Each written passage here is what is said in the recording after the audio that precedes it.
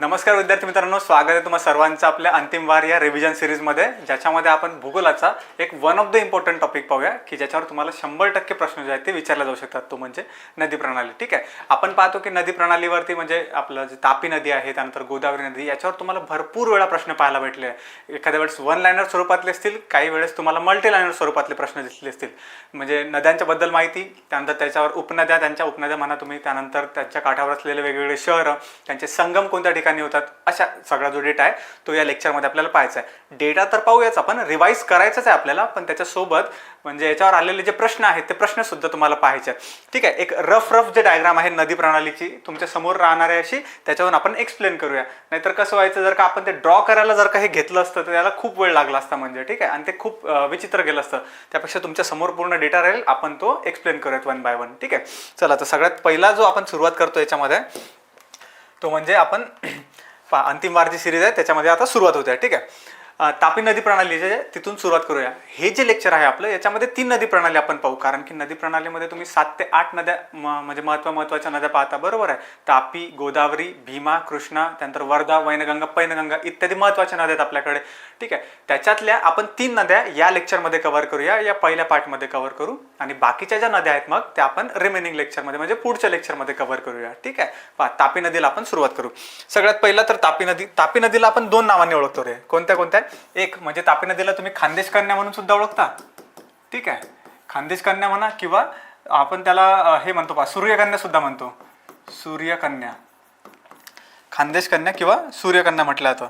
बरोबर आहे, तापी नदी. आणि तसं जर का पाहिलं तर मध्य प्रदेशमध्ये तिला तापी न म्हणता ताप्ती असं म्हटलं जातं. बरोबर आहे, ताप्ती म्हणजे काय, ताप हा शब्द डायरेक्टली उष्णतेला रिलेट करतो. उष्णता म्हणजे सूर्य, आणि म्हणून त्याला सूर्यकन्या असं म्हटलं. तुम्ही त्या नदीला सूर्यकन्या असं म्हटलं. बरोबर आहे, इंट्रोडक्शन मध्ये आपण पाहतो किंवा उगम कुठे होतो तापी नदीचा रे, तर मुलताई या ठिकाणी तुम्हाला उगम होताना दिसेल. मुलताई कुठे, महादेव डोंगर जो आहे मध्य प्रदेशमध्ये असणारा. ठीक आहे, त्या ठिकाणी तापी नदीचा उगम होतो मध्य प्रदेशामध्ये, आणि मध्य प्रदेशामधून मग नंतर तुम्हाला ती महाराष्ट्रात येताना दिसून येते. बरोबर, पुढे पाहतो आपण. याच्यावरती प्रश्न आला होता राज्यसेवेमध्ये डायरेक्टली. राज्यसेवेमध्ये म्हणजे जो टेक्निकल इंजिनिअरिंग सर्व्हिसेसचा जो पार्ट आहे त्याच्यामध्ये या पॉईंटवर प्रश्न आला होता की तापी नदीची एकूण लांबी किती आहे म्हणजे. ठीक आहे, एकूण लांबी जर का विचारली तर 724 किलोमीटर सांगा, आणि महाराष्ट्रामध्ये किती किलोमीटर लांबीने वाहते तर 208 किलोमीटर एवढ्या लांबीने तुम्हाला तापी नदी वाहताना दिसते.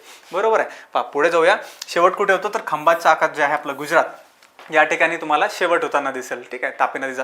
आणि विस्तार जर का पाहिला कोणत्या कोणत्या राज्यामधून वाहते, पहिला मध्य प्रदेशमध्ये सुरुवात होते मुलताई येथून, त्यानंतर दुसरा महाराष्ट्रामध्ये, आणि तिसरा आपलं गुजरातमध्ये काय खंभातच्या आखाताला जाऊन मिळणार आहे. म्हणून विस्तार 3 राज्यांमध्ये, मध्य प्रदेश, त्यानंतर महाराष्ट्र, गुजरात. तसं जर का पाहिलं म्हणजे ॲक्च्युअलमध्ये जर का स्टोरी सांगायची झाली याची, तर पहा म्हणजे आपण कसं बोलू शकतो. ठीक आहे,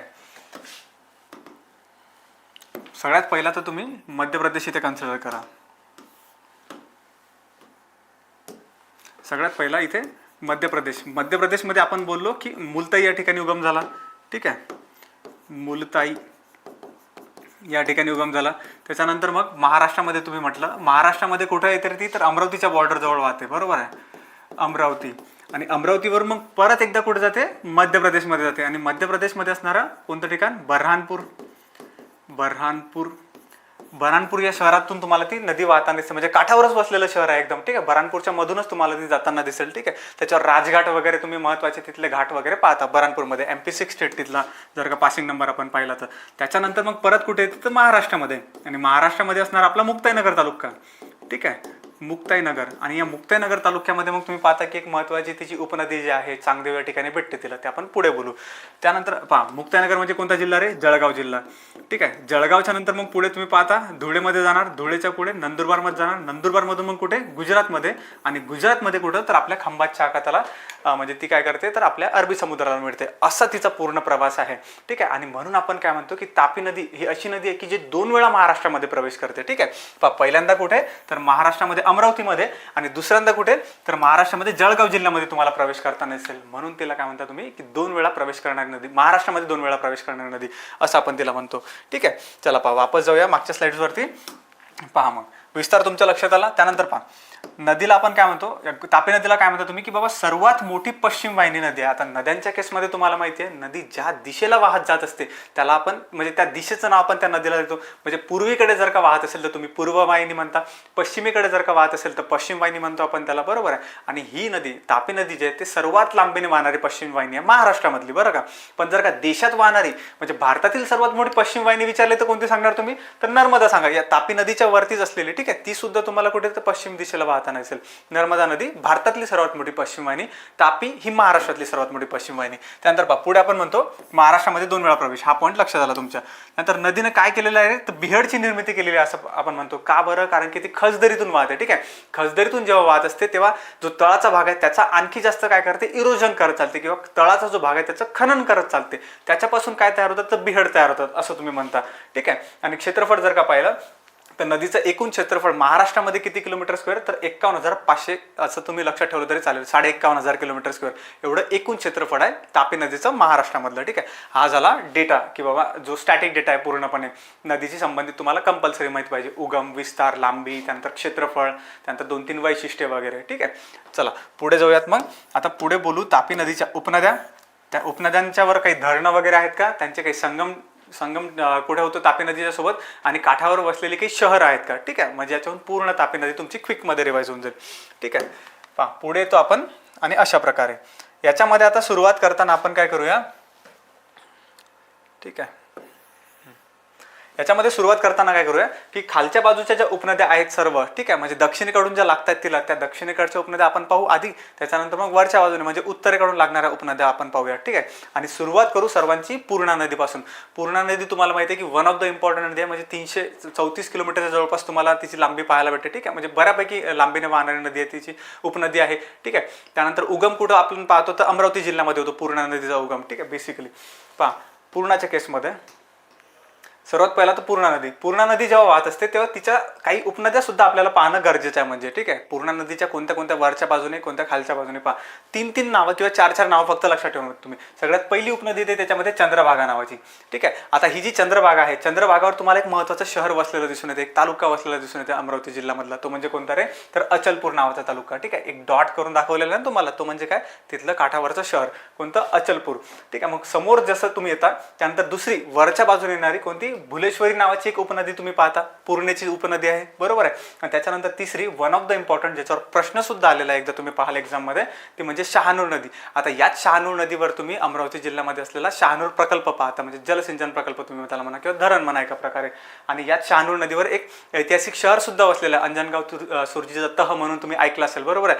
तर हे जे अंजनगाव सुरजी आहे हे कोणत्या नदीच्या काठावर वसलेलं आहे, तर आपल्या शहानूर नदीच्या काठावर वसलेलं आहे. क्लिअर आहे. पहा वरच्या बाजूने कोणत्या कोणत्या पाहिल्या, चंद्रभागा, भुलेश्वरी आणि शहानूर. चंद्रभागावर म्हटलं तर अचलपूर सांगा, आणि शहानूर म्हटलं काठावरील शहर तर अंजनगाव सुरजी तुम्हाला सांगायचं आहे. आता खालच्या बाजूने येणाऱ्या उपनद्या कोणत्या कोणत्या पहा. त्याच्यामध्ये सगळ्यात पहिली येते काटेपूर्णा. आता ही जी काटेपूर्णा आहे, काटेपूर्णा एक वन ऑफ द इम्पॉर्टंट तुम्ही काय पाहता, धरण बांधलेलं पाहता. काय नाव आहे त्याचं, तर महान धरण असं त्याचं नाव, बरोबर. त्याच्या पुढे आपण येतो मोरणा नदी. मोरणा नदीवर वसलेलं एक वन ऑफ द इम्पॉर्टंट शहर कोणतं, अकोला शहर तुम्ही पाहता, ठीक आहे. मोरणा नदी, अकोला शहर. त्यानंतर 3 अशा नद्या आहेत ज्यांचे नावं सिमिलर दिसतील तुम्हाला. एक म्हणजे ज्ञानगंगा, दुसरी विश्वगंगा, आणि तिसरी नळगंगा, ठीक आहे. ज्ञानगंगा, विश्वगंगा, नळगंगा बुलढाणा जिल्ह्याच्या एरियामध्ये तुम्हाला ह्या नद्या दिसून येतील, म्हणजे मोस्ट प्रोबॅबली दिसून येतील, ठीक आहे. त्यातली ही नळगंगा नदी इम्पॉर्टंट, कारण की याच्यावर बुलढाणा जिल्ह्यामध्ये असणारा एक तालुका तुम्ही बसलेला पाहता. कोणता तालुका, मलकापूर जो तालुका आहे आपला, ठीक आहे. एकदम बुलढाण्याच्या जवळच दिसेल तुम्हाला तो तालुका. तो तालुका या नदीवरती वसलेला आहे, आणि या नदीवर त्याच नावाचं धरण सुद्धा आहे, कोणतं, नळगंगा धरण, ठीक आहे. नळगंगा धरण तुम्ही इथे पाहता, आणि काठावर वसलेलं शहर कोणतं, तर मलकापूर शहर आपल्याला सांगायचं आहे. पहा खालच्या बाजूने कोणत्या कोणत्या सांगितल्या, काटेपूर्णा ज्याच्यावर महान धरण, मोरणा ज्याच्यावर अकोला शहर तुम्ही पाहिलं, ज्ञानगंगा, विश्वगंगा, नळगंगा. आणि नळगंगावर मलकापूर सांगा तुम्ही, आणि त्याच्यानंतर नळगंगा नावाचं धरण सुद्धा एक आपल्याला सांगायचं आहे. हे झालं पूर्णाच्या केसमध्ये सर्वात मोठी किंवा सर्वात इम्पॉर्टंट तिची उपनदी आपण सांगतो. आणि बाकीच्या ज्या आहेत मग त्याच्या, ठीक आहे, त्या तुम्ही सहाय्यक नद्या त्याला म्हणू शकता, तापी नदीचे सहाय्यक नद्या. पण नदीचं जे खोरं आहे ते कशापासून बनतं रे, एक म्हणजे जर काही आपण पाहिलं तर ही तुमची मुख्य तापी नदी, त्यानंतर ह्या त्याच्या उपनद्या, आणि त्या उपनद्यांच्याही ज्या उपनद्या असतात त्याला आपण सहाय्यक नदी असं म्हणत असतो, म्हणजे ठीक आहे. म्हणून नदीचं खोरं हे मुख्य नदी, उपनदी आणि सहाय्यक नद्या यांच्यापासून बनलेलं असतं असं आपण म्हणतो, ठीक आहे. पहा हे तर झाली फक्त एक पूर्णाच्या केसमध्ये आपण बोललो. आता बाकीच्या आपल्याला नद्या पाहायच्या आहे.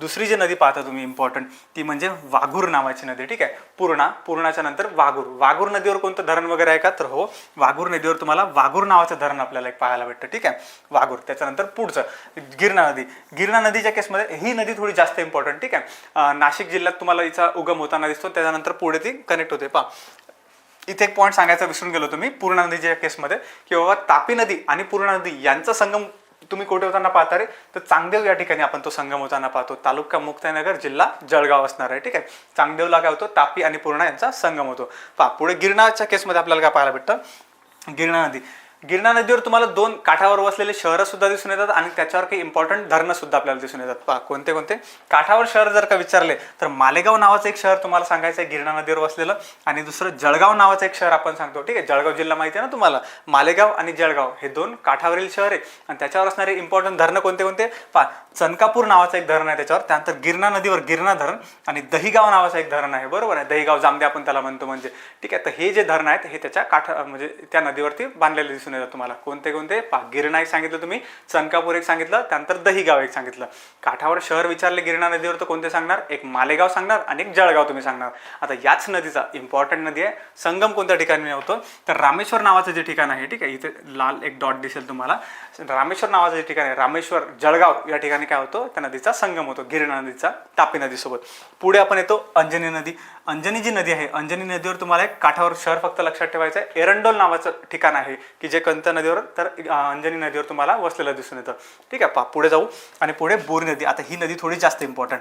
ठीक आहे, याच्यावर वसलेलं शहर त्याच्यामुळे कोणतं, तर अमळनेर शहर. आणि तुम्हाला माहिती आहे की बाबा अमळनेर शहर जे आहे त्या अमळनेर शहरामध्ये एक मंदिर आहे की वन ऑफ द इम्पॉर्टंट किंवा वन ऑफ द फेमस मंदिर आहे आपल्या महाराष्ट्रामधलं, भारतामधलं म्हटलं तरी चालेल तुम्ही, कोणत्या देवाचं किंवा कशाचं, तर मंगळ ग्रहाचं जे मंदिर आहे ते कुठे तुम्हाला अमळनेरला पाहायला भेटते. आणि हे जे अमळनेर शहर आहे हे कोणत्या ठिकाणी, तर बोरी नदीच्या काठावर तुम्हाला वसलेलं दिसून येते म्हणजे.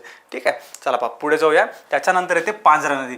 पांझरा नदीवर असलेला एक धरण सुद्धा आणि त्याचा संगम सुद्धा आपल्याला लक्षात ठेवायचं आहे. धरण विचारलं तर कोणतं सांगणार, सय्यदनगर नावाचं धरण सांगतो आपण. बरोबर आहे, की जे कुठं पाहायला भेटतं आपल्याला पांझरा नदीवरती. आणि हीच जे पांझरा नदी आहे आणि तापी नदी यांचा जो संगम होतो हा कुठे, तर मुदावडे या ठिकाणी तुम्हाला संगम होताना दिसून येईल म्हणजे. ठीक आहे, पांझरा नदी आणि तापी यांचा संगम मुदावडे या ठिकाणी सांगायचा. पुढे येतो आपण बुराई नदी.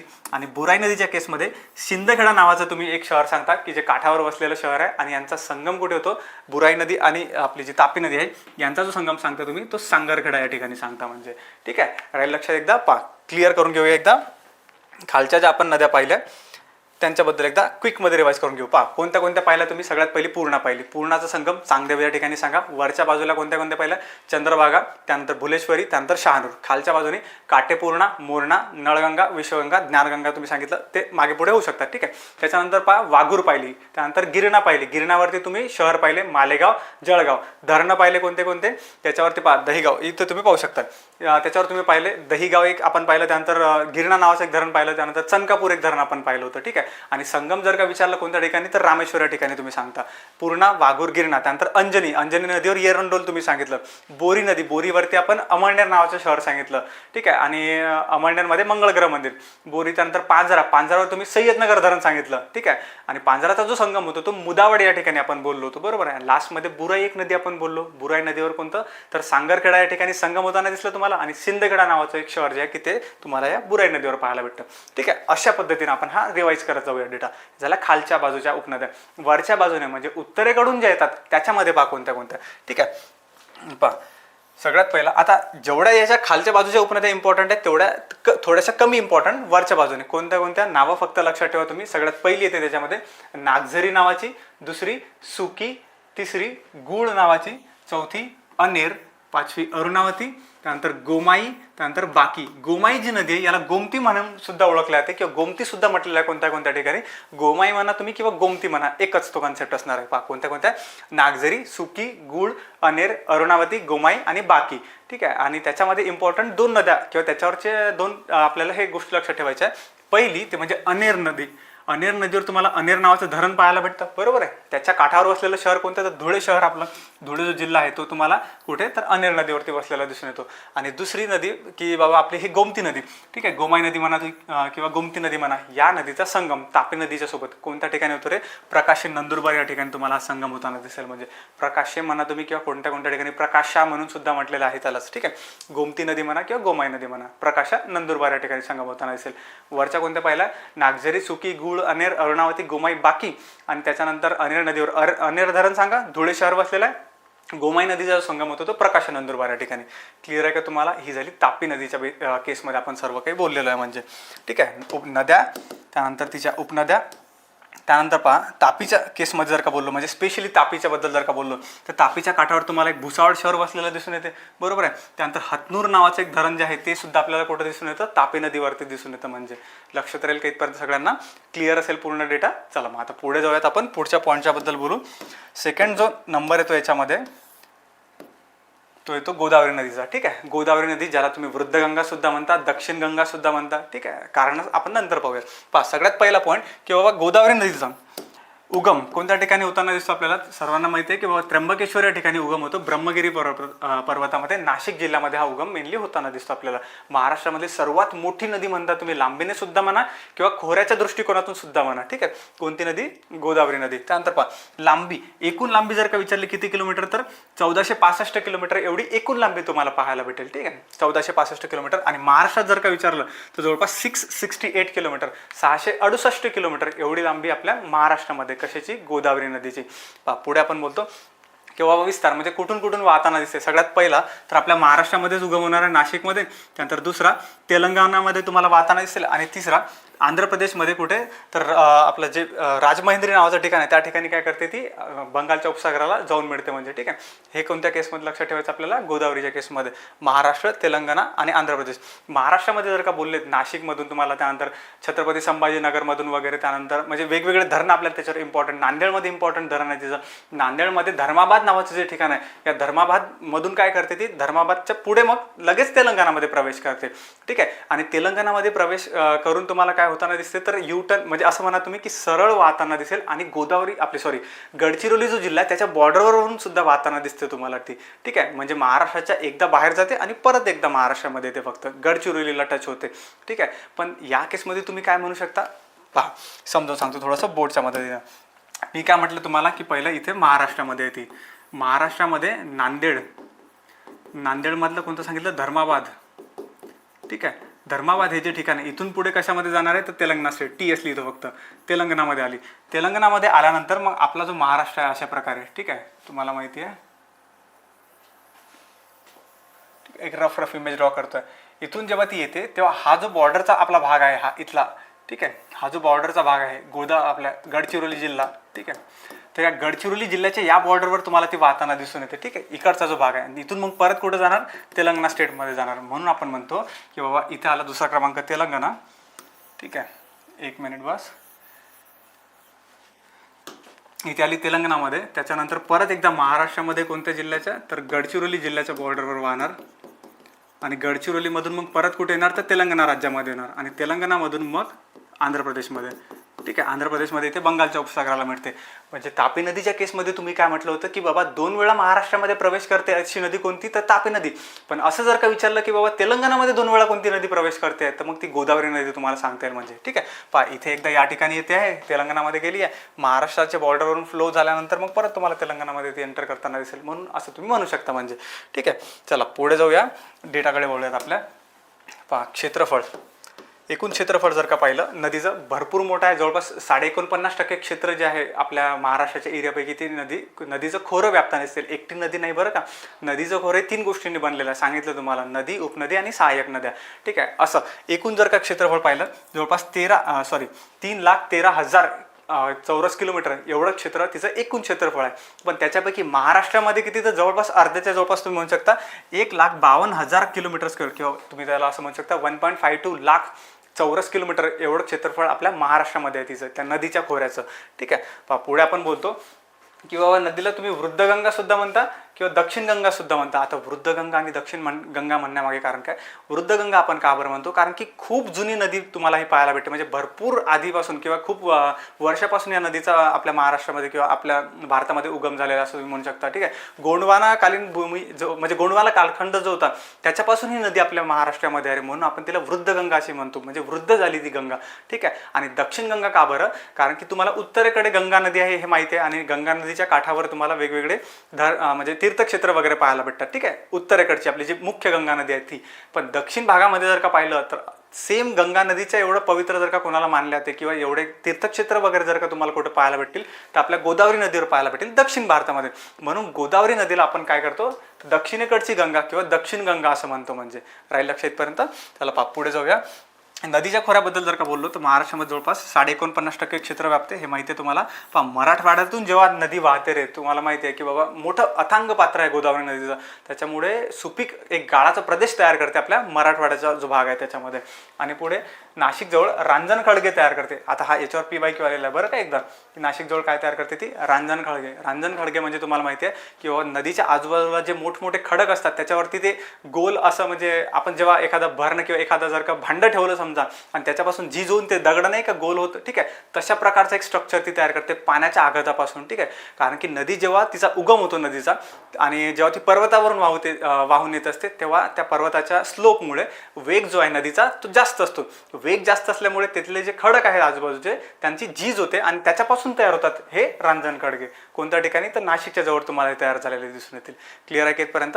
हे झालं गोदावरीचं इंट्रोडक्शन. म्हणजे चला पुढे जाऊया. मग पुढे पाहूया नदीच्या उपनद्या, सहाय्यक नद्या आणि वेगवेगळे त्याच्यावर धरणं वगैरे जर का काही असतील तर. ठीक आहे, आता हे प्रयत्न पूर्ण केलेला आहे की बाबा सगळ्या नद्या आणि ह्या ज्या आहेत त्यांच्यावर असणारे धरणं आणि त्यांच्यावरचे शहर वगैरे तुम्हाला क्लिअर दिसून येतील. ठीक आहे, चला पाहूया वन बाय वन. आता शांततेत थोडंसं लक्ष देऊन पहा तुम्ही, कारण की हे म्हणजे खूप जास्त याच्यावरती डेटा तुम्हाला एका स्लाइड्सवरती आलेला आहे तो. ठीक आहे, नाही तर ते परत आपल्याला टेबलच्या फॉर्ममध्ये घेतल्यापेक्षा या फॉर्मॅटमध्ये तो थोडासा पाहिलेला चांगला राहील. आधी काय करूया, आधी वरच्या बाजूच्या पाहूया. ठीक आहे, म्हणजे उत्तरेकडून येणाऱ्या ज्या उपनद्या आहेत नदीच्या त्या आधी क्लिअर करू, नंतर दक्षिणेकडच्या उपनद्या आपण नंतर पाहूया. सगळ्यात पहिला कादवा नदी. ठीक आहे, उपनद्यांच्या केसमध्ये सगळ्यात पहिली जी वरच्या बाजूने येते ती म्हणजे कोणती रे, कादवा नावाची. आता ही जी कादवा नदी आहे याच्यावर तुम्हाला नाशिक जिल्ह्यामधला एक इम्पॉर्टंट तुम्ही धरण म्हणा किंवा त्याच्यावरचं काठावरील शहरही म्हटलं तरी चालेल ते. ठीक आहे, कोणतं रे, तर नांदूर मधमेश्वर नावाचं धरण जे आहे ते तुम्हाला कुठे पाहायला भेटतं, कादवा नदीवर पाहायला भेटतं. आणि त्याच्यावरतीच निफाड हे जे शहर आहे हे तुम्हाला पाहायला भेटतं. मला कमेंट बॉक्समध्ये नक्की सांगाल की निफाड हे शहर कशासाठी फेमस आहे रे. ठीक आहे, निफाड जे शहर आहे ते कुठं पाहायला भेटतं आपल्याला, कादवा नदीवरती. आणि तसं जर का पाहिलं तर यांचा जो संगम आहे ना कादवा नदीचा आणि या गोदावरी नदीचा, हा तुम्हाला नांदूर मधमेश्वर या ठिकाणीच म्हणजे तो संगम पाहायला भेटेल. ठीक आहे, चला पुढे येतो आपण. आणि नांदूर मधमेश्वर तुम्हाला माहिती आहे की काय कशाचा दर्जा दिलेला आहे आपल्याला, आपण त्याला महाराष्ट्रामधलं one of the Ramsar site आहे ते. ठीक आहे, रामसर स्थळाचा दर्जा दिलेला आहे आपण. पुढे पाहतो आपण शिवना नदी, 2019 मध्ये हा दर्जा दिलेला आहे. ठीक आहे, शिवना नदी त्याच्यावर एक धरण पाहतो आपण, ते म्हणजे अंबाडी नावाचं धरण तुम्हाला पाहायला भेटतं शिवना नदीच्या केसमध्ये. दुसरी जी नदी आहे तिची उपनदी. ठीक आहे, पहा पहिली कादवा, दुसऱ्या क्रमांकाला शिवनावर काय लक्षात ठेवणार, अंबाडी. तिसरी नदी ती म्हणजे खाम नावाची नदी पाहता तुम्ही. ठीक आहे, खाम नदीच्या केसमध्ये फक्त एक गोष्ट लक्षात ठेवा, आता तुम्ही छत्रपती संभाजीनगरमध्ये आले असं म्हणू शकता. म्हणजे कारण की खाम नदी आणि गोदावरी नदी यांचा जो संगम होतो कोणत्या ठिकाणी, जोगेश्वरी नावाचं ठिकाण आहे, पण कुठे, तर छत्रपती संभाजीनगरमधलं ठिकाण. ठीक आहे, जोगेश्वरी जे आहे या ठिकाणी काय होतं, खाम आणि गोदावरी यांचा संगम होतो रे. पुढे तुम्ही येता आणि एक मोठी तिची उपनदी पाहता म्हणजे आपल्या गोदावरी नदीची, कोणती, दक्षिण पूर्णा नावाची. हे द पूर्णा लिहिलेला आहे, याचा अर्थ काय, दक्षिण पूर्णा आहे बरं काय, चौथा क्रमांक येतो इथे दक्षिण पूर्णा. ठीक आहे, भरपूर लांबीने वाहताना दिसते तुम्हाला. आणि काही तिच्या सहाय्यक नद्या सुद्धा पाहिजे किंवा दक्षिण पूर्णाच्या उपनद्या तुम्ही म्हणू शकता. ठीक आहे, त्यांच्याबद्दल सुद्धा बोलू. काही इम्पॉर्टंट आहे. कोणत्या पहा, या बाजूने ज्या दिसत आहे तुम्हाला, एक म्हणजे दक्षिण पूर्णाची उपनदी गिरजा आणि दुसरी दुधना नावाची. आणि तेच जे गिरजा नदी आहे त्या गिरजा नदीवर गिरजा धरण सुद्धा आहे बरं का, गिरजा डॅम तुम्ही म्हणता त्याला. ठीक आहे, हे गिरजा धरण सुद्धा तुम्ही पाहता, दुधना एक नदी. त्यानंतर दुसऱ्या ज्या बाजूने पाहतो आपण ती म्हणजे खेळणा नदी. आणि या खेळणा नदीवर प्रश्न आलेला आहे तुम्हाला माहिती आहे एकदा, की बाबा खेळणा नदीवर तर कोणतं काठावर शहर तुम्हाला पाहायला भेटतं, कोणतं आहे रे ते, तर भोकरदन नावाचं जे शहर आहे. ठीक आहे, हे कुठं पाहायला भेटतं तुम्हाला, तर खेळणा नदीवर पाहायला भेटतं. ठीक आहे, राहील इथपर्यंत लक्षात. दक्षिण पूर्णाच्या बद्दल जर का बोललो तर दक्षिण पूर्णावर तुम्हाला दोन महत्त्वाची धरणं सुद्धा पाहायला भेटतात. एक येलदरी नावाचं धरण आणि एक सिद्धेश्वर नावाचं धरण. ठीक आहे, येलदरी एक आहे त्याच्यावर आणि एक सिद्धेश्वर आहे. येलदरी जर का पाहिलं आपण तर हिंगोली जिल्ह्यामध्ये आणि सिद्धेश्वर तुम्हाला परभणी जिल्ह्यामध्ये पाहायला भेटेल. ठीक आहे, राहील लक्ष इथपर्यंत. दक्षिण पूर्णाला फक्त रिपीट करतो. दक्षिण पूर्णाच्या केसमध्ये तुम्ही दोन उपनद्या पाहिल्या, एक गिरजा, त्यानंतर दुसरी दुधना. गिरजावर गिरजा धरण आपण पाहिलं, दुधना फक्त लक्षात ठेवली. दुसऱ्या बाजूने येणारी एक खेळणा नदी पाहिली. खेळणा नदीवर तुम्ही भोकरधरण नावाचं एक ठिकाण पाहिलं. ठीक आहे, त्यानंतर दक्षिण पूर्णावर जर का बोललो तर दोन इम्पॉर्टंट धरण होते. कोणते कोणते? येलदरी हिंगोली आणि दुसरं सिद्धेश्वर हे परभणीमधलं तुम्हाला पाहायला भेटतं. आता एवढी इम्पॉर्टंट जर का नदी आहे तर गोदावरी नदीसोबत संगम लक्षात ठेवायला लागेल आपल्याला. कोणत्या ठिकाणी होतो तर कोटेश्वर नावाचं जे ठिकाण आहे परभणीमध्ये असणारा, या ठिकाणी काय होतो? संगम होतो या नदीचा. दक्षिण पूर्णा नदी आणि आपली गोदावरी नदी यांचा संगम कुठे? तर कोटेश्वर या ठिकाणी तुम्हाला होताना दिसून येईल. ठीक आहे, चला पुढे आपण पाहतो काही मिसलेनियस नद्या आहेत, मग तिच्या उपनद्या, जसे की आसना आहे, त्याच्यामध्ये सीता आहे आणि इम्पॉर्टंट म्हणजे एक प्राणिता नदी आहे. आपल्याला माहिती आहे की वर्धा आणि वैनगंगा यांच्या संयुक्त प्रवाह म्हणजे कोणती नदी? प्राणिता नदी तुम्हाला पाहायला भेटते. आणि प्राणिता नदी याचा जो संगम होतो गोदावरी सोबत, हा कोणत्या ठिकाणी होतो रे? तर नगरम सिरोंचा या ठिकाणी तुम्हाला संगम होताना दिसून येईल. ठीक आहे, आणि लास्टमध्ये जी येते ती म्हणजे कोणती? तर इंद्रावती नदी. आणि इंद्रावती नदी आपण पाहतो यांचा जो संगम होतो गोदावरी नदीसोबत, ठीक आहे, इंद्रावती गोदावरी यांचा, तर तो तुम्हाला सोमनूर गडचिरोली या ठिकाणी होताना दिसून येईल म्हणजे. ठीक आहे, पहा क्विकमध्ये रिवाइज करू. वरच्या बाजूने ज्या उपनद्या आपण पाहिल्या त्यांच्याबद्दल. सगळ्यात पहिला कादवा. ठीक आहे, सगळ्यात पहिला पाहिलं तुम्ही कादवा. कादवा नदीवर म्हटलं तर नांदूर मधमेश्वर धरण सांगा, निफाड एक शहर सांगायचं. त्यानंतर शिवना नदीवर अंबाडी तुम्ही सांगता, त्यानंतर अंबाडी धरण आपण सांगतो. त्यानंतर खाम नदी, जोगेश्वरी, इथे संगम सांगायचा आहे फक्त. दक्षिण पूर्णा म्हटलं तर गिरजा, दुधना. गिरजा नदीवर गिरजा धरण, दुधना ॲज इट इज. त्यानंतर खेळणा नदीवर तुम्हाला भोकरधरण हे शहर सांगायचं आहे म्हणजे. दक्षिण पूर्णा म्हटलं तर दोन धरणं, कोणते कोणते? एक येलदरी आणि एक दुसरं कोणतं सांगणार तुम्ही? सिद्धेश्वर. येलदरी म्हटलं तर हिंगोली, सिद्धेश्वर म्हटलं तर परभणीमध्ये सांगायचं आपल्याला. संगम कुठे होतो दक्षिण पूर्णा आणि गोदावरीचा रे? तर कोटेश्वर या ठिकाणी.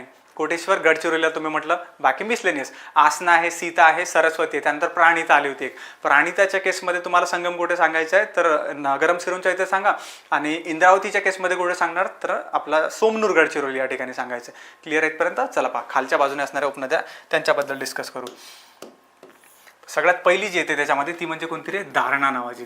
ठीक आहे, सगळ्यांना माहिती आपल्याला दारणा म्हणून त्याची उपनदी आहे. आणि ही जी दारणा नदी आहे, या दारणा नदीवर दारणा धरण सुद्धा पाहतो आपण, बरोबर आहे. इथे टिक केलेलं आहे, दारणा धरण तुम्हाला पाहायला भेटतं. आणि दारणा नदी आणि गोदावरी नदी यांचा जो संगम होतो हा कोणत्या ठिकाणी? तर सायखेडा येथे होतो. ठीक आहे, हा संगम कुठे होता नसेल तुम्हाला? सायखेडा या ठिकाणी होता नसेल. त्याच्यानंतर दुसरा जो क्रमांक येतो, दुसरी इम्पॉर्टंट नदी प्रवरा नावाची. ठीक आहे, बऱ्यापैकी आपल्याला माहिती आहे प्रवरा नदी अहिल्यादेवी नगरशी संबंधित. दुसरा क्रमांक प्रवरा नदी, त्याच्यावर तुम्हाला दोन महत्त्वाची शहरं सुद्धा पाहायला भेटतात. कोणते कोणते? एक नेवासा म्हणून तुम्ही पाहता, एक आपलं संगमनेर जे ठिकाण आहे हे आपण कुठं पाहतो? प्रवरा नदीवरती. आणि प्रवरा नदीवरच एक महाराष्ट्रातला महत्त्वाचा किंवा इम्पॉर्टंट धरण आहे रे. कोणतं? तर भंडारदरा हे जे धरण आहे हे कुठे पाहायला भेटतं आपल्याला? प्रवरा नदीवर पाहायला भेटतं म्हणजे. ठीक आहे, संगमनेर, नेवासे आणि भंडारदरा हे तीन डिटेल्स लक्षात ठेवायचे. त्यानंतर पहा मुळा नदी, तिची प्रवराची उपनदी, बरं का, प्रवराची उपनदी मुळा. या मुळा नदीवर एक धरण आहे, ते म्हणजे मुळा धरण तुम्हाला पाहायला भेटणार. ठीक आहे, अहिल्यादेवी नगरमधलीच ही गोष्ट सगळी चालली आहे सध्या.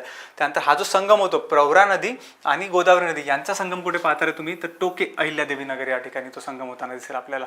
ठीक आहे, टोके अहिल्यादेवी नगर. पुढे आपण येतो बोरा. आता कोणत्या कोणत्या ठिकाणी बोरा म्हटलं आहे, कोणत्या कोणत्या ठिकाणी ढोरा म्हणून सुद्धा ते मेन्शन आहे म्हणजे हा जो डेट आहे. ठीक आहे, बोरा नावाची.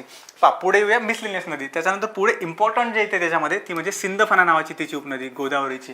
सिंदफणाच्या दोन लक्षात ठेवायच्या उपनद्या आपल्याला. कोणत्या कोणत्या? एक बिंदुसरा, एक कुंडलिका नावाची. एक कोणती पाहता तुम्ही? बिंदुसरा आणि दुसरी कुंडलिका नावाची. ठीक आहे, आता पहा सिंदफणा नदीवर तुम्ही पाहता माजलगाव, सिंदफणा बरोबर म्हणतो बरं का मी, माजलगाव नावाचं एक धरण तुम्ही पाहता. त्यानंतर बिंदुसरा नदीवर बिंदुसरा धरण आहे, बीड जिल्ह्यामध्ये तुम्हाला पाहायला भेटेल. आणि त्याच्या काठावर असलेलं शहर जर का विचारलं, बिंदुसरा नदीच्या काठावर असलेलं, तर ते बीड शहरच तुम्हाला सांगायचं आहे. ठीक आहे, बीड या ठिकाणीच तुम्हाला पाहायला भेटेल, बिंदुसरा बीड. त्यानंतर कुंडलिका नदी. कुंडलिका नदीवर कोणतं धरण रे? तर त्याच नावाचं धरण, कुंडलिका धरण तुम्ही सांगा. सिंदफणा नदीला समअप करूया एकदा आपण. सिंदफणा नदीच्या केसमध्ये आपण पाहिलं होतं की बाबा कोणतं धरण पाहता तुम्ही त्या नदीवर सिंदफणावर? तर माजलगाव. त्यानंतर कोणत्या दोन उपनद्या आपण बोललो रे? तर बिंदुसरा आणि दुसरी कुंडलिका. बिंदुसरा धरण सांगा, कुंडलिकावर कुंडलिका धरण आपल्याला सांगायचं आहे. ठीक आहे, चला पहा याच्यानंतर जी आपण नदी पाहतो ती म्हणजे कोणती? सरस्वती ही उपनदी तुम्ही पाहता, फक्त नाव लक्षात ठेवा. सरस्वती ही उपनदी तुम्हाला गोदावरीच्या केसमध्ये पाहायला भेटते. मग त्याची सर्वात इम्पॉर्टंट एक उपनदी तुम्हाला पाहायला भेटते महाराष्ट्रामध्ये. तुम्ही म्हणजे भारतामध्ये जर का बोललो, भारतामध्ये बऱ्यापैकी लांबीने नदी वाहते. तापी नदीची जेवढी एकूण लांबी आहे तेवढी एकूण लांबी या नदीची आहे, ती म्हणजे कोणती रे? मांजरा नदी. ठीक आहे. मांजरा नावाची उपनदी जी आहे गोदावरी नदीची ती तुम्ही पाहता एकूण लांबी कितीची तर 724 किलोमीटर एवढ्या लांबीने वाहते बरं का. एकूण लांबी पूर्ण भारतामध्ये म्हणतोय मी. भारतामध्ये का बरं म्हटलं, कारण की ती एका प्रकारे उगम आपल्या बीड जिल्ह्यामध्ये घेताना दिसते तुम्हाला, पाटोदा तालुक्यामध्ये वगैरे, पण तिथून समोर कर्नाटकमध्ये जाते. कर्नाटकमधून यू टर्न घेऊन आपल्या इथे म्हणजे जो नांदेड जिल्हा आहे, नांदेड जिल्ह्यामध्ये गोदावरी सोबत संगम करते ती. ठीक आहे. हे असंच काहीतरी एक रफ जर का म्हटलं आपण तर अशा प्रकारे दिसेल तुम्हाला. ठीक आहे. अशा प्रकारे एक युटर्न घेते आणि परत मग आपल्या नांदेड जिल्ह्यामध्ये तुम्हाला येताना दिसेल मांजरा नदी. आणि जर का विचारलं बाबा महाराष्ट्रामध्ये किती लांबीची तर 616 किलोमीटर, 616 किलोमीटर एवढ्या लांबीने वाहते ती कोणती मांजरा. आपल्याला लक्षात ठेवायचं आहे. बोलू मांजरा नदीच्या बद्दल. आता मांजरा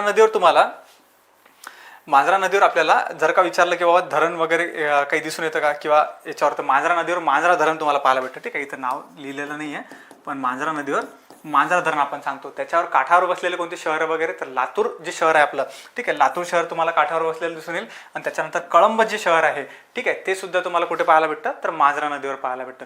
याच्या उपनद्यांवर प्रश्न विचारला गेला होता एकदा. ठीक आहे. मांजरा नदीच्या दोन महत्वाच्या कोणत्या उपनद्या पाहतो आपण, दोन बाजूपैकी. एका बाजूला तुम्हाला दिसून येईल तवरजा नावाची आणि दुसरी तेरणा नावाची. ठीक आहे. तेरणा आणि तवरजा हे मांजराच्या, आणि दुसऱ्या बाजूने जर का पाहिलं तर याच्यामध्ये दिसेल तुम्हाला मन्याड नावाची आणि एक लेंडी नावाची. ठीक आहे. ह्या काय तर मांजरा नदीच्या तुम्हाला उपनद्या पाहायला भेटतात रे.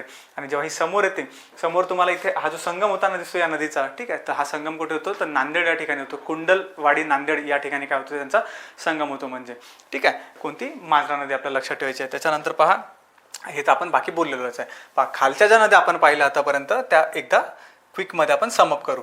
कोणत्या कोणत्या पहा. तुम्ही पहिली दारणा हे धरण सांगायचं आहे. सायखेड्याला काय होतं त्यांचा संगम होतो. त्यानंतर आपण बोलू प्रवराच्या बद्दल. प्रवरावर भंडारदरा धरण सांगा तुम्ही. त्यानंतर संगमनेर सांगा, नेवास एक सांगायचं आपल्याला. ठीक आहे. त्यानंतर पुढे आपण आलो मुळा, तिची उपनदी मुळा नदीवर मुळा धरण सांगायचं आहे. त्यानंतर बोरा नावाची एक उपनदी आपण बोललो होतो. ठीक आहे. नंतर इम्पॉर्टंट सिंधफणा बोललो. सिंधफणाच्या दोन तुम्ही बिंदुसारा कुंडलिका बोलले होते, बरोबर आहे. त्यानंतर सरस्वती एक बोललो. सरस्वतीच्या नंतर आपण मांजराच्या बद्दल बोललो. तेरणा, तवरजा, मन्याड आणि लेंडी ह्या मांजरा नदीच्या उपनद्या तुम्ही बोलले. आणि 724 किलोमीटर ही एकूण लांबी आपण बोललो. ठीक आहे. राहील का लक्ष इथपर्यंत सगळ्यांना? चला तर क्लिअर आहे सगळ्यांना. आपली गोदावरी नदी. ठीक आहे. कादवा, शिवना, खाम, दक्षिण पूर्णा, सीता, आसना, प्राणिता आणि इंद्रावती ह्या वरच्या बाजूने. खालच्या बाजूने म्हटलं तर दारणा, प्रवरा, बोरा, त्यानंतर त्यानंतर सिंधफणा, सरस्वती आणि मांजरा ह्या ज्या नद्या आहेत ह्या खालच्या बाजून तुम्हाला पाहायला भेटतात म्हणजे. ठीक आहे. अशा प्रकारे गोदावरी नदी आपल्याला लक्षात ठेवायची होती. गोदावरीच्या बद्दल जर का बोललो मेनली तर त्याच्यावरती तुम्हाला कोणते कोणते तर आपलं जे नाशिकमध्ये गंगापूर एक धरण आपण त्याच्यामध्ये पाहतो. आपल्या छत्रपती संभाजीनगरमध्ये जायकवाडी प्रकल्प तुम्ही पाहता त्याच्यावर. आणि नांदेड जिल्ह्यामध्ये आपण विष्णुपुरी प्रकल्प पाहतो. ठीक आहे. गोदावरी नदीवर तुम्ही बोलता. आणि जर का काठावरील शहरे विचारली तर भरपूर सारी शहरे आहेत, जसे की त्याच्यावरती नाशिक आहे, नांदेड आहे, गंगाखेड आहे, त्यानंतर पुणतांबा आहे, कोपरगाव एक आहे. ठीक आहे. हे सर्व शहरं तुम्हाला कुठे पाहायला भेटतात तर गोदावरी नदीच्या काठावर बसलेले दिसून येतात म्हणजे. क्लिअर आहे? चला पहा मग पुढे जाऊयात आपण. पैठण एक आहे त्याच्यामध्ये, हे गोदावरी नदीवरच आहे बरं का. पैठण एक दिसून येतो तुम्हाला. त्यानंतर इथं नांदेड एक लिहिलेला आहे, मी मेन्शन केलेला आहे. हे 2-3 लक्षात ठेवायचे आहे.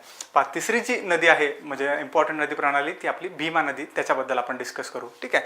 महाराष्ट्रामध्ये स्वतंत्र लांबीने वाहते असं आपण म्हणतो. स्वतंत्रपणे खोरं आहे तिथं. नंतर कर्नाटकला जाऊन मग कृष्णेला मिळते ती. ठीक आहे. पहा भीमा नदीच्या केसमध्ये तुम्हाला माहिती आहे, त्याच्यावरूनच तुम्ही म्हणू शकता की भीमाशंकर येथे उगम झाला म्हणून भीमा नदी तुम्ही म्हणू शकता. तालुका आंबेगाव, जिल्हा पुणे या ठिकाणी काय होतं रे त्यांचा संगम होतो म्हणजे तिचा उगम होतो आपल्या भीमा नदीचा.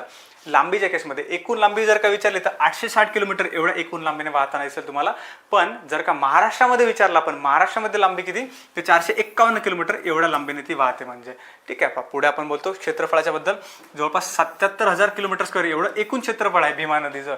पण त्याच्यापैकी मॅक्सिमम जे क्षेत्रफळ आहे, जास्तीत जास्त क्षेत्रफळ हे महाराष्ट्रामध्येच आहे. कोणत्या किती तर जवळपास 46,184 किलोमीटर. ठीक आहे. एवढं क्षेत्रफळ आपल्या महाराष्ट्रामध्ये आहे. मुख्यतः जर का पाहिलं तर 2च जिल्ह्यामधून वाहते बरं का ती. कोणत्या? एक पुणे जिल्हा आणि दुसरा सोलापूर जिल्हा, याच्यामधून तिचा मुख्य प्रवाह गेलेला आहे. त्यानंतर पहा विस्तार कुठे तर महाराष्ट्रामध्ये मी बोललो तुम्हाला, एक पुणेमध्ये, सोलापूरमध्ये तुम्हाला पाहायला भेटेल. आणि त्याच्यानंतर मग कर्नाटकमध्ये कोणत्या ठिकाणी तर जिल्हा रायचूर, कुरगुड्डी किंवा कुरगुडी तुम्ही म्हणा, या ठिकाणी काय होतो कृष्णा नदीसोबत तिचा संगम होतो म्हणजे. हे आपल्याला एक पॉईंट लक्षात ठेवायचा याच्यामध्ये. पहा आणखी डेटा पाहूया थोडासा. की बाबा भीमा नदीच्या केसमध्ये भीमा नदीच्या तुम्हाला काय पाहायला भेटते की बालाघाट डोंगर रांग जी आहे त्याच्या दक्षिणेला वाहणारी नदी आहे, बरोबर आहे. जर का हा बालाघाट डोंगर रांग असेल ही आपली, ठीक आहे, तर वरच्या बाजूने वाहणारी तुम्हाला गोदावरी दिसून येईल आणि त्याच्या दक्षिणेला वाहताना म्हणजे बालाघाट डोंगर रांगेच्या खालच्या बाजूने वाहताना आपल्याला भीमा नदी पाहायला भेटते. त्यानंतर दुसऱ्या क्रमांकाची पूर्ववाहिनी नदी आहे असं आपण म्हणतो. म्हणजे का बरं? कारण की भीमा नदी म्हणजे गोदावरी जर का झाली तर त्याच्यानंतर दुसरी कोणती, तर भीमा नदी तुम्हाला पाहायला भेटेल, ठीक आहे, बऱ्यापैकी मोठ्या लांबीने वाहताना. त्यानंतर खंडाळ्याच्या किती किलोमीटर, तर 40 किलोमीटर. हा एक बीट आहे फक्त, हा एक पॉईंट आहे, हा लक्षात ठेवा तुम्ही, ठीक आहे. वाचला असेल कुठे, नसेल वाचला तर नोट्समध्ये अपडेट करून टाका. ही खंडाळ्याच्या किती किलोमीटरला उत्तरेला तुम्हाला ही नदी पाहायला भेटेल, तर 40 किलोमीटर उत्तरेला आपल्याला भीमा नदी पाहायला भेटते. त्यानंतर पहा वृक्षाकार प्रकारची नदी प्रणाली ती शो करते. आपल्याला माहिती आहे की बाबा जेव्हा आपली जी मुख्य नदी असते एक, ठीक आहे, अशा प्रकारे जर का त्यामुळे इकडे बाजूला दाखवतो एक ड्रॉ करून, जेव्हा ही मुख्य नदी आपल्याकडे, जेव्हा मुख्य नदी आहे आणि मुख्य नदीच्या तिच्या सहाय्यक नद्या, ठीक आहे, सहाय्यक नद्या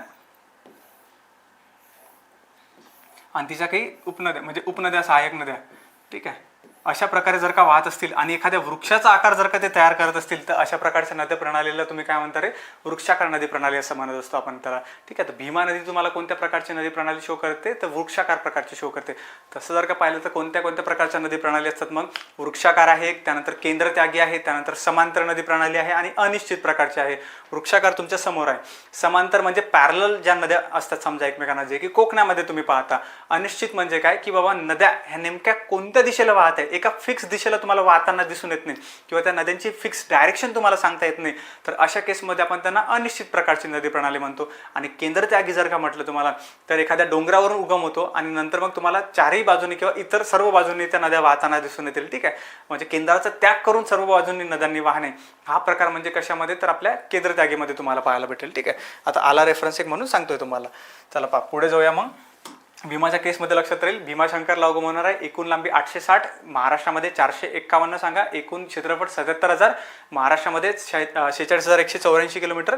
दोनच ठिकाणी विस्तार, महाराष्ट्रामध्ये आणि कर्नाटकमध्ये. महाराष्ट्रामध्ये स्पेशली पुणे आणि सोलापूरमध्ये. चला बोलू पुढे. पहा मग चला पहा आता भीमा नदीच्या स्ट्रक्चरच्या बद्दल पाहूया की बाबा कोणत्या कोणत्या नद्या आहेत, उपनद्या वगैरे. वरच्या बाजूच्या नद्या ज्या आहेत त्या आधी कव्हर करू. कोणती, सगळ्यात पहिली जी उपनदी येते त्याच्यामध्ये ती म्हणजे वेळ नावाची उपनदी तुम्ही पाहता रे, ठीक आहे, सगळ्यात पहिली उपनदी. आणि ही जी वेळ नदी आहे, त्यानंतर पहा पुढे याच्यामध्ये इम्पॉर्टंट जी नदी आहे, मुख्य नदी, ते म्हणजे घोड नदी, ठीक आहे, दुसरी. आणि या घोड नदीची उपनदी कोणती, तर ही मीना नावाची नदी आहे, बरं का. घोड, आता घोड नदीवर तुम्हाला एक महत्त्वाचं धरण पाहायला भेटतं. कोणतं धरण रे, तर डिंभे नावाचं जे धरण आहे, डिंबे धरण, हे कोणत्या नदीवर बसलेलं आहे, तर आपल्या घोड नदीवरती बसलेलं आहे. पहा पुढे आपण येतो आणखी याच घोड नदीला, ठीक आहे, ही जी घोड नदी अशा प्रकारे तुम्हाला इथपर्यंत येताना दिसते. या घोड नदीची आणखी एक उपनदी आहे, कोणती, कुकडी नावाची उपनदी एक आपण पाहतो की ज्याच्यावरती तुम्हाला काही काठावरील शहरं सुद्धा दिसते, तिथे धरण सुद्धा दिसते आपल्याला. कुकडी नदीवर कोणतं धरण बसलेलं आहे माहिती आपल्याला, माणिकडोह नावाचं जे धरण आहे हे कुठे बसलेलं आहे, कुकडी या नदीवरती. आणि पिंपळगाव धरण हे सुद्धा एक तुम्हाला लक्षात ठेवायचं आहे त्याच्यामध्ये. त्यानंतर आपल्याला आणखी एक काठावर बसलेलं शहर सुद्धा दिसून येतं त्याच्यावर, कोणतं, ओझर नावाचं जे शहर आहे हे कुठं आहे, तर आपल्या कुकडी नदीवर तुम्हाला पाहायला भेटेल, ठीक आहे. राहील का लक्षात इथपर्यंत. कोणत्या कोणत्या सांगितलं पहा. वेळ एक नदी फक्त लक्षात ठेवली. त्यानंतर घोड ही मुख्य नदी, त्याच्या दोन उपनद्या तुम्ही पाहिल्या. घोडच्या कोणत्या कोणत्या, एक पाहिली तुम्ही मीना नावाची आणि दुसरी पाहिली कुकडी नावाची. कुकडी नदीवर म्हटलं तर दोन धरणं, माणिकडोह, पिंपळगाव. शहर कोणतं, तर ओझर शहर सांगायचं आहे. पहा पुढे येऊया. सीना नदी. सीना नदी ही मुख्य नदी, बरं का. सीना नदी ही मुख्य नदी तुम्हाला पाहायला भेटते. आणि त्याच्यानंतर हिची जी उपनदी आहे ती म्हणजे भोगवती नावाची आपल्याला लक्षात ठेवायची आहे. आणि जर का विचारलं बाबा सीना नदी आणि भोगवती नदी यांचा संगम कुठे होतो रे, तर यांचा संगम तुम्हाला मोहोळ या ठिकाणी होताना दिसून येते. मोहोळ हे असं ठिकाण आपल्याला लक्षात ठेवायचं आहे. आणि सीना नदी आणि भीमा नदी यांचा जर का संगम विचारला, ठीक आहे, सीना आणि भीमा यांचा जर का संगम विचारला तर हा कुठे, कुंडल, सोलापूर या ठिकाणी तुम्हाला सांगता येईल. म्हणजे ठीक आहे, कुंडलवाडी वेगळं, कुंडल वेगळं, म्हणजे याच्यात लक्षात ठेवायचं आपल्याला, ठीक आहे. वेळ, घोड, मीना, त्यानंतर कुकडी, सीना आणि भोगवती ह्या सर्व कोणत्या बाजूच्या, वरच्या बाजूच्या तिच्या उपनद्या तुम्हाला पाहायला भेटतात. खालच्या बाजूने कोणत्या कोणत्या त्या एकदा डिस्कस करू आपण, ठीक आहे. पहा खालच्या बाजूने येणाऱ्या सगळ्यात पहिली जी उपनदी येते तिची ती म्हणजे कोणती रे, भामा नावाची, ठीक आहे. सगळ्यात पहिली उपनदी भामा. त्यानंतर पहा भामा नदी आणि ही जी भीमा नदी आहे आपली, यांचा संगम जो होतो तो कोणत्या ठिकाणी रे, तर पिंपळगाव या ठिकाणी तुम्हाला तो संगम होताना दिसेल. हे पिंपळगाव धरण वेगळं बरं का, आणि हा संगम त्यांचा वेगळा. भामा आणि भीमा यांचा संगम कुठे, पिंपळगाव तुम्हाला पाहायला भेटेल. पिंपळगाव पुणे या ठिकाणी मेनली. त्यानंतर दुसरी जी नदी येते इम्पॉर्टंट, सगळ्यात इम्पॉर्टंट नदी तुम्ही म्हणू शकता, म्हणजे महाराष्ट्राच्या ऐतिहासिक दृष्टिकोनातून सुद्धा म्हणा, तुम्ही धार्मिक दृष्टिकोनातून सुद्धा म्हणा, इंद्रायणी नदी. का बरं, कारण की त्याच्यावर 2 काठावर असे शहरं वसलेले आहे. आपल्या महाराष्ट्रामध्ये सर्वात पवित्र तीर्थक्षेत्रे आपण त्यांना मानतो. म्हणजे कोणते कोणते, एक देहू म्हणजे तुकाराम महाराजांचं, जगद्गुरू तुकाराम महाराजांचं देहू, आणि आपले संत ज्ञानेश्वर महाराज आहे त्यांचं आळंदी. ठीक आहे, देहू आणि आळंदी हे कुठं पाहायला भेटतात तुम्हाला, इंद्रायणी नदीवरती पाहायला भेटतात. म्हणजे आणि हे जे इंद्रायणी नदी आहे, इंद्रायणी नदी आणि आपली भीमा नदी यांचा जो संगम होतो हा कुठे होतो रे, तर तुळापूर या ठिकाणी होतो. तुळापूर पुणे या ठिकाणी. आणि तुम्हाला माहिती आहे की तुळापूर नदी म्हणजे ते तुळापूरचे गाव आहे, तिथं जे नदी आहे त्या काठावरतीच तुम्हाला आपले जे छत्रपती संभाजी महाराज आहेत त्यांचं मंदिर सुद्धा बांधलेलं दिसून येईल. म्हणजे ठीक आहे, इंद्रायणी आपल्याला लक्षात ठेवायचे. पुढे आपण येतो आणि पुढे पवना मुळा मोठा. आता याच्यामध्ये जर का पाहिलं, ठीक आहे, आता म्हणजे पर्सनली मी तुम्हाला एकदा सजेस्ट करतो की हा जो डेटा आहे तुम्ही पवना मुळा मुठाचा, हा एकदा तुम्ही गुगल मॅप्सच्या थ्रू सुद्धा पाहू शकता. म्हणजे किंवा पवना नदी जी आहे ती आधी मुळा नदीला कनेक्ट होते आणि मुळा आणि मुठा ह्या एका ठिकाणी कनेक्ट होतात आणि नंतर मग मुळा मुठा म्हणून वाहतात त्या नद्या. ठीक आहे, मी काय म्हटलं तुम्हाला, आधी पवना स्वतंत्रपणे वाहत येणार आणि मुळा नदीला जाऊन मिळणार आणि नंतर मुळा या ठिकाणी कंटिन्यू होते, मुठा कंटिन्यू होते. इथून पुढे जेव्हा यांचा संगम होतो तो तुम्हाला मग मुळा मुठा संगम किंवा मुळा मुठा नदी म्हणून ते ओळखले जाते. ठीक आहे, पवना नदीवर धरण विचारलं तर पवना धरण सांगा. मुळा नदीवर आपण पाहतो मुळशी धरण. मुठा नदीवर टेमघर नावाचं धरण, याच्यावर जुळवाजुळवाला प्रश्न आलेला एकदा मुठा नदीवर. ठीक आहे, टेमघर नावाचं धरण तुम्ही पाहता.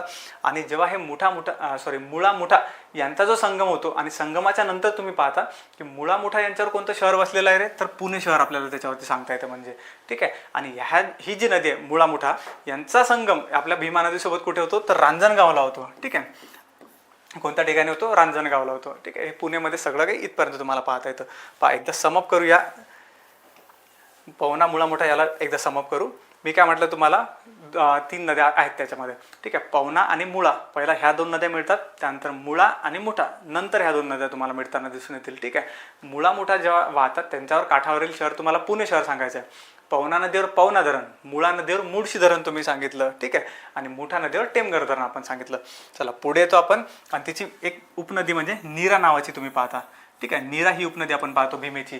त्या नीरा नदीची उपनदी जर का विचारली एखादी तर ती कर्रा नावाची तुम्ही पाहता. आणि हे सुद्धा एका प्रकारे धार्मिक दृष्टिकोनातून वन ऑफ द इम्पॉर्टंट उपनदी तुम्हाला पाहायला भेटते.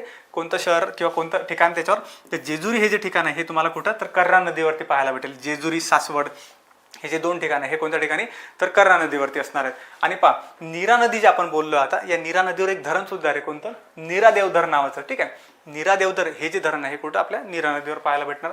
मग पुढे आपण येतो, मान नावाची फक्त उपनदी तुम्ही लक्षात ठेवा भीमा नदीच्या केसमध्ये.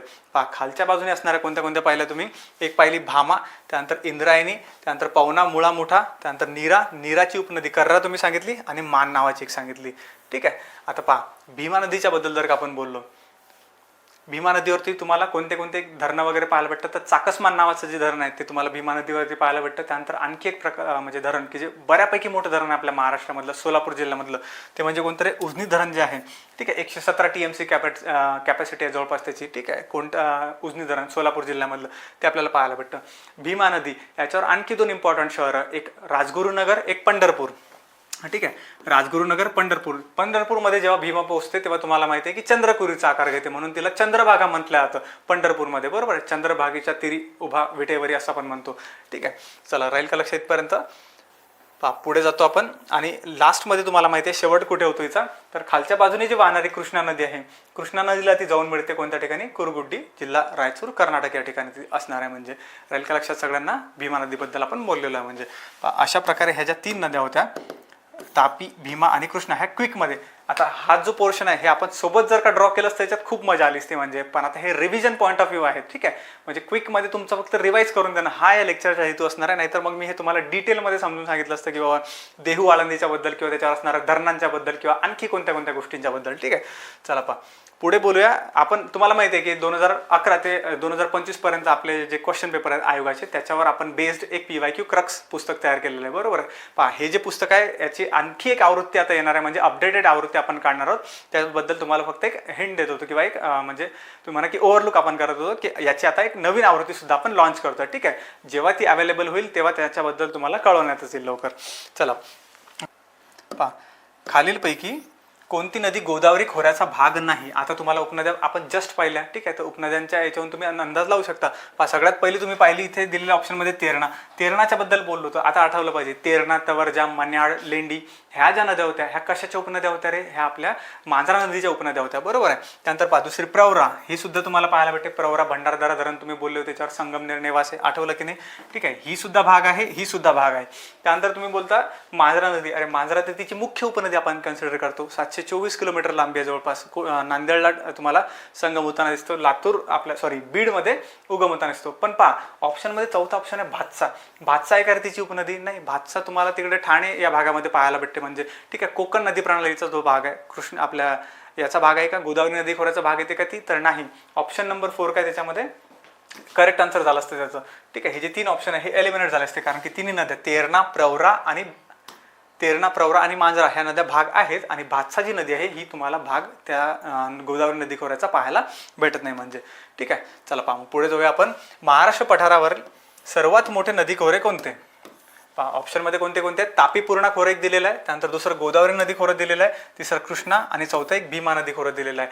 तुम्हाला माहिती आहे की महाराष्ट्र पठारावर जर का म्हटलं तर कोणतं नदी खोरं यायला पाहिजे रे? जवळपास 49.5% एवढं क्षेत्र व्यापते, ते म्हणजे आपलं गोदावरी नदीचं जे खोरं आहे हे महाराष्ट्र पठारावरील सर्वात मोठं नदीचं खोरं तुम्हाला पाहायला भेटेल. ठीक आहे, गोदावरी नदी खोरे.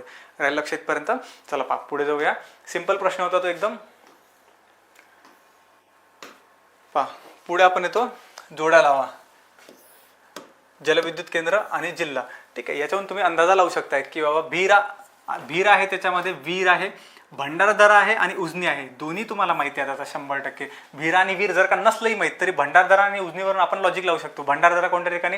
अहिल्यादेवीनगर, तेव्हाचं अहमदनगर. सी मध्ये ऑप्शन नंबर 1 पाहिजे होतं तुम्हाला. सी मध्ये ऑप्शन 1 जे आहे, सी मध्ये ऑप्शन 1 या ठिकाणी आहे, या ठिकाणी आहे. चला आणखी पाहूया. उजनीमध्ये सोलापूर पाहिजे, डी मध्ये 3 पाहिजे आपल्याला. डी मध्ये 3 तुमच्याकडे या ठिकाणी आहे, या ठिकाणी आहे. म्हणजे हा तर एलिमिनेट झाला असता.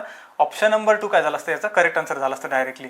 ठीक आहे, मग पहा ए मध्ये 2 करून टाका तुम्ही. भीरा जे आहे ते रायगडमध्ये, आणि वीर जो राहिला मग आपल्याकडे तो पुणे जिल्ह्यामध्ये तुम्हाला पाहायला भेटेल. ठीक आहे, परत एकदा पाहू. भीरा म्हटलं तर रायगड सांगा, वीर म्हटलं तर पुणे सांगा, त्यानंतर भंडारदरा म्हटलं तर अहिल्यादेवीनगर किंवा अहमदनगर, आणि उजनी सोलापूर जिल्ह्यामध्ये आपल्याला पाहायला भेटतं.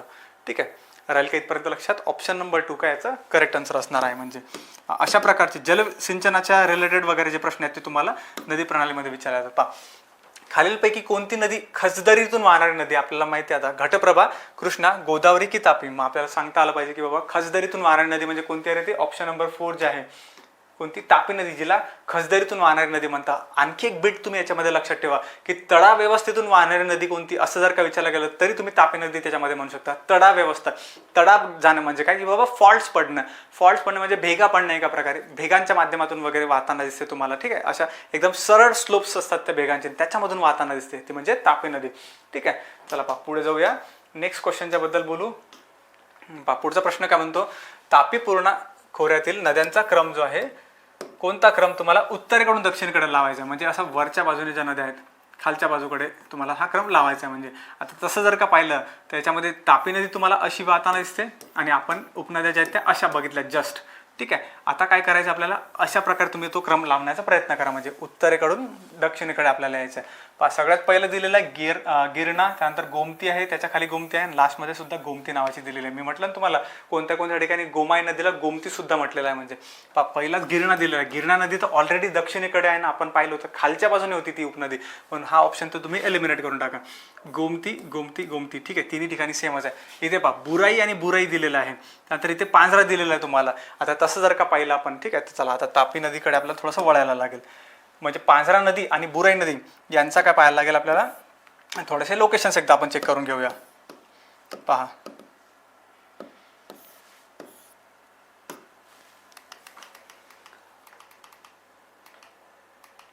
ठीक आहे,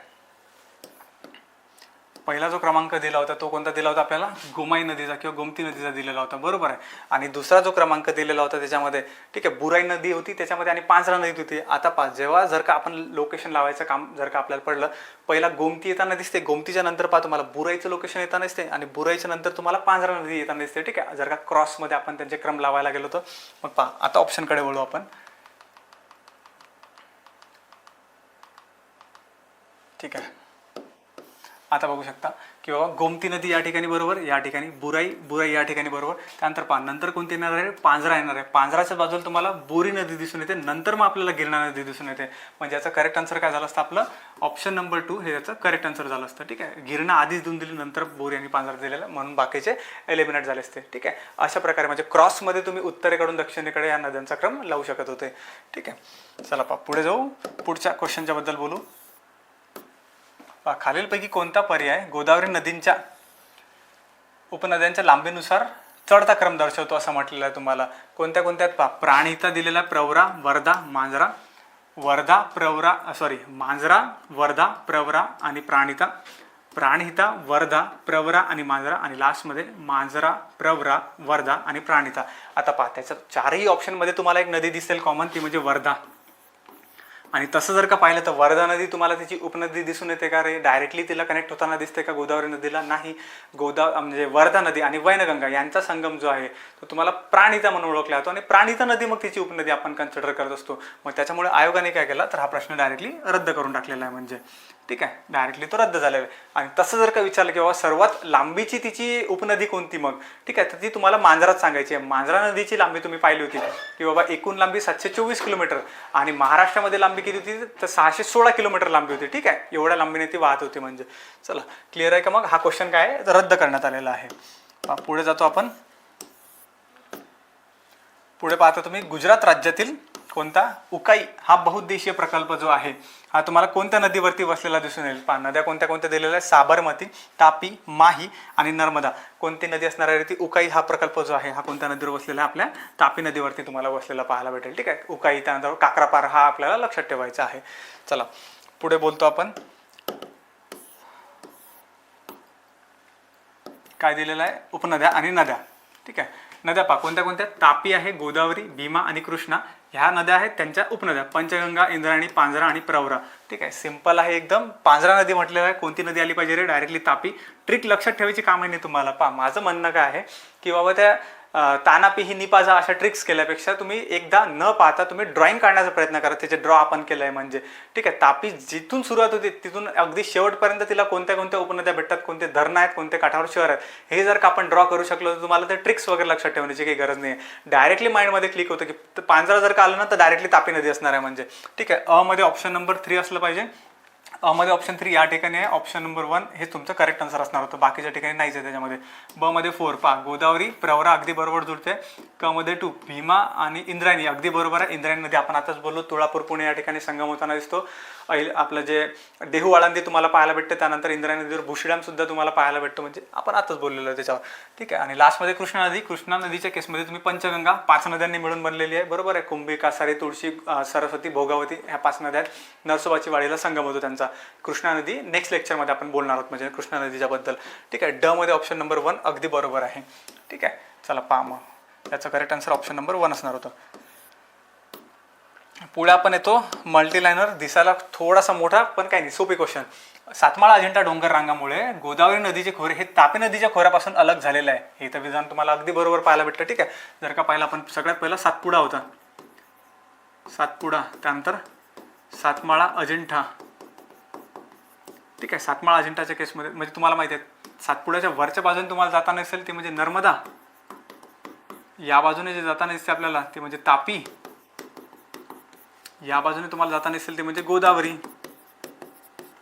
मग खाली माहिती आहे आपल्याला सातमाळा अजिंठा झाल्यानंतर मग हरिश्चंद्र बालाघाट आहे. हरिश्चंद्र बालाघाटच्या नंतर इथे भीमा, भीमाच्या खाली तुम्हाला पाहायला भेटेल शंभू महादेव, शंभू महादेव, आणि याच्या खालून जाताना दिसते तुम्हाला कृष्णा. अशा प्रकारे आपल्याला माहिती आहे की बाबा प्राकृतिक रचना जी आहे महाराष्ट्राची अशा प्रकारे. आणि आपण बोललो होतो की बालाघाटच्या म्हणजे बालाघाट जी डोंगर रांग आहे त्याच्या दक्षिणेला तुम्हाला हा पॉईंट लिहिला सुद्धा होता आपण बोर्डवरती, भीमा नदी जाताना दिसते. ठीक आहे, पहा मग आता बरोबर आहे त्याच्यामध्ये की बाबा सातमाळा अजिंठा डोंगर रांगेमुळे गोदावरी नदीचे खोरे तापीच्या वेगळे झालेले आहे. सातमाळा अजिंठा या ठिकाणी तापी आणि गोदावरी यांचं खोरं वेगळं केलं, ए विधान अगदी बरोबर. पुढे पहा, गोदावरी नदीचे खोरे आणि भीमा नदीचे खोरे हे शंभू महादेव डोंगर रांगामुळे अलग झालेले आहे.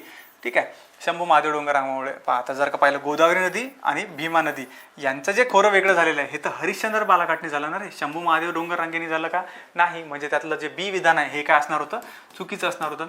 पहा ऑप्शनमध्ये काय झालं असतं अविधान सत्य असून ब असत्य आहे कोणत्या ठिकाणी ऑप्शन नंबर 3 काय याच्यामध्ये करेक्ट आन्सर आहे तुमचं. ठीक आहे, पहिलं विधान अगदी बरोबर तर दुसरं विधान चुकलेलं आहे त्याच्यामधलं. चला पुढे जाऊया, पुढचा पॉईंट पाहूया. मग परत काय दिलेलं आहे, प्रकल्प दिलेले आहेत. आता याच्यामध्ये जर काही नाव नसते ऐकले आपण कदाचित की बाबा नातूवाडी, सावळी, आंधळी आणि शहानूर म्हणून, पण यात आयोग म्हणजे असं काय म्हणतो आपण त्याला, एवढं क्रूर नाही झालेलं की तुम्हाला काहीच हिंट नाही सोडणार. म्हणजे कधी कधी होतं की एखाद्या प्रश्नामध्ये तुम्हाला बिलकुलच काहीच लॉजिक नाही, काहीच अंदाज नाही, डेटाच माहिती नाही, पण एखाद्या वेळेस म्हणजे असा क्वेश्चन येतो आपल्याला की ज्याच्यामध्ये 100% तुम्हाला एक ना एक ऑप्शन माहिती असतं. पहा तुम्ही, शहानूर आपल्याला 100% माहिती आहे. कोणत्या जिल्ह्यामध्ये रे, अमरावती जिल्ह्यामध्ये शहानूर नदी, शहानूर प्रकल्प आपण बोललो होतो. बी मध्ये ऑप्शन नंबर 4 कनेक्ट करा तुम्ही. ऑप्शन नंबर 4 या ठिकाणी ऑप्शन नंबर 1 हेच त्याच्यामधलं करेक्ट आन्सर होतं. बाकीचे पहा मग, ए मध्ये 3 सातारामध्ये आंधळी प्रकल्प आपण पाहतो, त्यानंतर बी झालेला आहे. त्यानंतर पहा हिंगोलीमध्ये तुम्ही पाहता सावळी म्हणून, आणि रत्नागिरीमध्ये आपण पाहतो नातूवाडी म्हणून. ठीक आहे, हे आपल्याला लक्षात ठेवायचे प्रकल्प. परत एकदा रिपीट करू, सातारामध्ये आंधळी, अमरावतीमध्ये शहानूर, हिंगोलीमध्ये सावळी आणि रत्नागिरीमध्ये नातूवाडी हा प्रकल्प आपल्याला लक्षात ठेवायचा आहे. ठीक आहे, चला पुढे जाऊ मग. ठीक आहे, तर पहा अशा प्रकारे काय होते, तर नदी प्रणालीमधले ह्या ज्या 3 नद्या होत्या आपल्या मुख्य, गोदावरी, तापी आणि भीमा, यांचा आपण अभ्यास केलेला आहे. त्याच्यावरचे PYQ सुद्धा तुम्ही पाहिले. आतापर्यंत गट ब आणि गट क मध्ये आलेले PYQ दाखवले तुम्हाला. इथून पुढचं जे लेक्चर आहे त्याच्यामध्ये आपण कृष्णा, त्यानंतर वर्धा, वैनगंगा, पैनगंगा या नद्या कंप्लीट करू. म्हणजे नदी प्रणाली हा जो टॉपिक आहे हा तुमचा चांगल्या प्रकारे रिवाईज होऊन जाईल. बाकी लेक्चर कसं वाटलं तुम्हाला, ते जे स्ट्रक्चर आपण ड्रॉ केलं होतं, ठीक आहे, ते पूर्णपणे हाताने एक ड्रॉ केलेलं आहे. तुम्हाला ते कसं वाटलं किंवा त्याच्यामधून तुमच्या कन्सेप्ट जे आहे ते क्लिअर झाल्या की नाही, ह्या मला तुम्ही कमेंट बॉक्समध्ये सांगा. याची PDF जी आहे लेक्चरची, म्हणजे पूर्ण जे ड्रॉ केलेलं आहे, हे सर्व काही तुम्हाला टेलिग्राम चॅनलवरती निःशुल्क मिळणार आहे. म्हणजे ठीक आहे, ॲज इट इज बिलकुल PDF हीच शेअर केलं जाईल. त्याच्यामधून तुम्ही रिवाईज करू शकता. भेटूत आपण नेक्स्ट सेशनमध्ये. तोपर्यंत सर्वांना ऑल द बेस्ट. चला, धन्यवाद.